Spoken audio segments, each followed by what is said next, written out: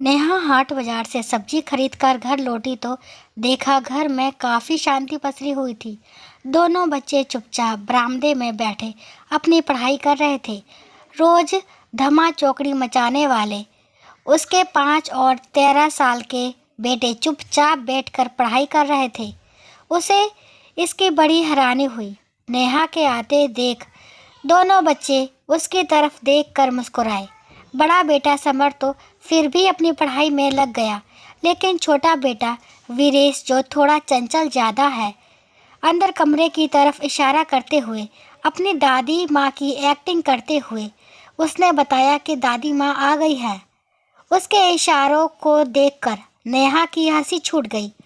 उसकी हंसी की आवाज़ सुनकर अंदर कमरे में से सासू माँ जानकी जी भी बाहर बरामदे में आ गई और आते से ही अपने अंदाज में बोली, ये क्या बड़ी बहू, तुझे पता था ना कि आज मैं आने वाली हूँ, पर फिर भी शॉपिंग करने चली गई। बड़ा घूमने फिरने का शौक चढ़ा है मेरे पीछे से। अब यहाँ खड़ी खड़ी खी खी करके दांत ही दिखाती रहेगी या फिर मेरे लिए चाय भी बनाएगी? माँ जी, मैं शॉपिंग करने नहीं, सब्जी खरीदने गई थी, वो भी पास के हाट बाजार में। हाँ हाँ, कुछ खरीदने तो गई थी ना, उसे शॉपिंग ही कहते हैं। अब तुम छोटे घर की लड़कियों को क्या पता, बस अपनी ही सेखी बघारने में लगी रहती हो। अब ज़्यादा मुंह मत चला, जल्दी से चाय बना कर ला। उनकी बातें सुनकर नेहा फट अंदर गई, सामान रखा और रसोई में पहुंच गई। अभी चाय बनाने के लिए पानी गैस पर चढ़ाया ही था कि सासू माँ की आवाज़ आई, अरे बड़ी बहू, बाहर कुर्सी भी ले आना, मैं तो बाहर बरामदे में ही बैठूंगी। तुम्हारे घर में तो गर्मी बहुत ज़्यादा है, पता नहीं तुम इन 2 कमरों में कैसे गुजर बसर करते हो। जी माँ जी, अभी लाई, कहती हुई नेहा कुर्सी लेकर बाहर बरामदे में रख आई। अंदर रसोई में आकर फटाफट चाय बनाई और 2 कप में छानकर बाहर ही ले आई। एक कप जानकी जी को पकड़ाया और दूसरा कप लेकर वहीं दोनों बच्चों के पास नीचे दरी पर बैठ गई। तभी जानकी जी नेहा से बोली, अरे नेहा, इस बार मधु ने तेरे लिए कुछ साड़ियाँ दी है, सभी एक से बढ़कर एक है और महंगी भी। देख तेरी देवरानी तेरे लिए कितना कुछ करती है। कह रही थी कि भाभी जी के लिए ये साड़ियाँ ले जाइए। भैया तो कहाँ इन्हें इतनी महंगी साड़ियाँ दिलवा पाते होंगे। अंदर मेरे सामान में ही रखी है, अभी थोड़ी देर में दे दूंगी। जानकी जी की बात सुनकर नेहा बोली, माँ जी, आप साड़ियाँ क्यों लेकर आई हो? मुझे ज़रूरत नहीं है। कम है ज़्यादा है, जैसी भी साड़ियाँ हैं मुझे मेरे पति दिलाते हैं, मैं उसी में खुश हूँ। उसकी बात सुनकर जानकी जी मुंह बिगाड़ते हुए बोली, अरे कहाँ दिलाता होगा रमन तुझे साड़ियाँ? 200-300 से ज़्यादा की तो होती नहीं तेरी साड़ियाँ। देख, अभी भी तूने कॉटन की साड़ी पहन रखी है, भला आज के ज़माने में कौन पहनता है ऐसी साड़ियाँ? फिर अगले सप्ताह मधु और संजय की शादी की सालगिरह भी है, वो लोग होटल में पार्टी रख रहे हैं। ऐसे में तुम ये हल्की फुल्की साड़ी पहन कर जाओगी तो क्या अच्छा लगेगा? कुछ उनकी इज्जत का भी सोचो। पर माँ जी, बस बस, ज़्यादा जवान चलाने की ज़रूरत नहीं है। एक बार कह दिया ना, समझ नहीं आ रही तुम्हें? एक तो वो देवरानी होकर भी तुम्हारे लिए इतना सोच रही है और ऊपर से तुम जेठानी की ठसक दिखा रही हो। पता नहीं क्या ईगो लेकर बैठी हुई हो। कहती हुई जानकी जी चाय पीने लगी। नेहा ने भी उस समय कुछ कहना ठीक नहीं समझा, क्योंकि वह अगर जरा सा भी कुछ बोलती तो जानकी जी बतंगड़ बना देती, इसलिए वो चुप हो गई। ये सोच करके रमन खुद ही बात कर लेंगे।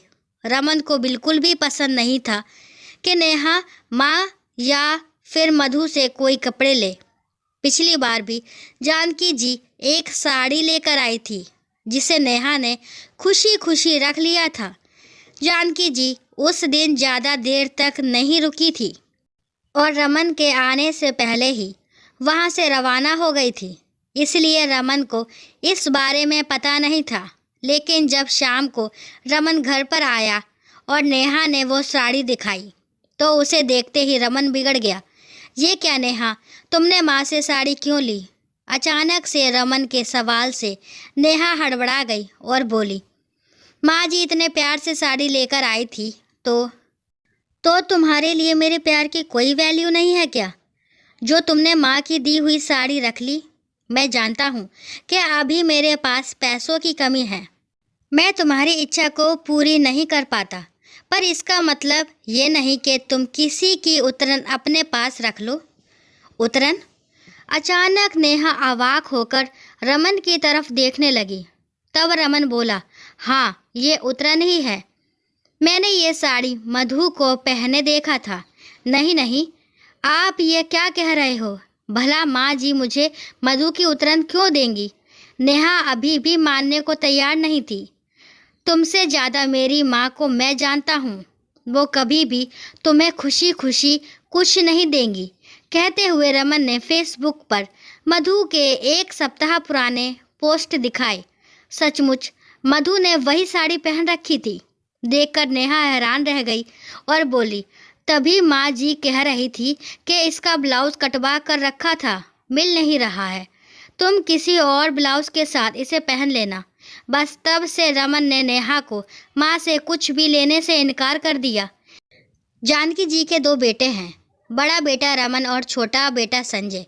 रमन पहले अपने पिता का बिजनेस संभालता था, लेकिन अचानक पिता की मौत होने के बाद और बिजनेस पार्टनर की धोखाधड़ी के कारण सब कुछ ठप हो गया। हालांकि रमन अभी भी सब कुछ ठीक करने की कोशिश में लगा हुआ था, पर परिवार का पेट तो पालना था।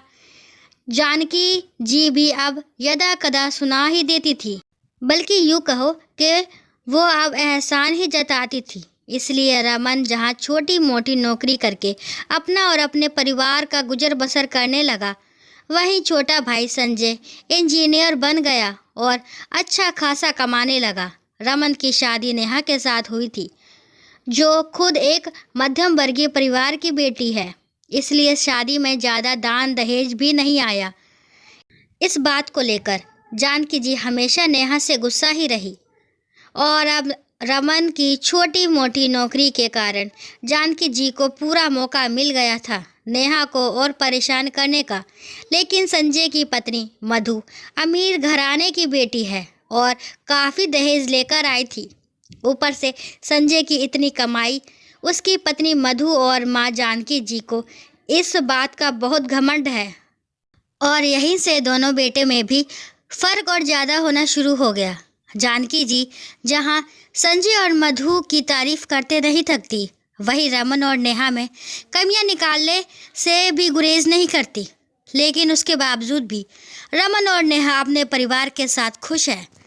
पहले सब लोग साथ ही रहते थे, लेकिन जानकी जी के दोनों बेटों में भेदभाव करने के कारण रमन ने अपने परिवार के साथ घर छोड़ दिया और अपने पिता द्वारा बनवाए गए इन 2 कमरों के मकान में शिफ्ट हो गया, जबकि जानकी जी अपने छोटे बेटे बहू के साथ उस बड़े से मकान में ही रही। हालांकि वो मकान भी उनके पति द्वारा ही बनवाया गया था। खैर, शाम को रमन घर पर आया, तब जानकी जी बाहर बरामदे में ही बैठी हुई थी। उसे देखते ही अपने साड़ी के पल्लू से खुद को हवा करते हुए बोली, अरे रमन, तू आ गया बेटा, कैसे रहता है तू इस घर में? मेरी तो यहाँ गर्मी के कारण जान निकल रही है। वो तो मैं वापस चली जाती, लेकिन अगले सप्ताह संजय और मधु की शादी की सालगिरह है, वो भी बड़े होटल में। बस तुझे बताने के लिए रुक गई, बस अब रवाना होंगी। रमन जानकी जी की बात सुनकर बोला, माँ 1-2 दिन यहाँ मेरे पास भी रुक जाती तो मुझे भी अच्छा लगता। अरे मुझसे नहीं रुका जाएगा, इस 2 कमरों के मकान में कितनी गर्मी है यहाँ, ऊपर से एसी भी नहीं है। तू एक काम कर, कैब बुक करवा दे, मैं अभी कैब से रवाना हो जाऊंगी।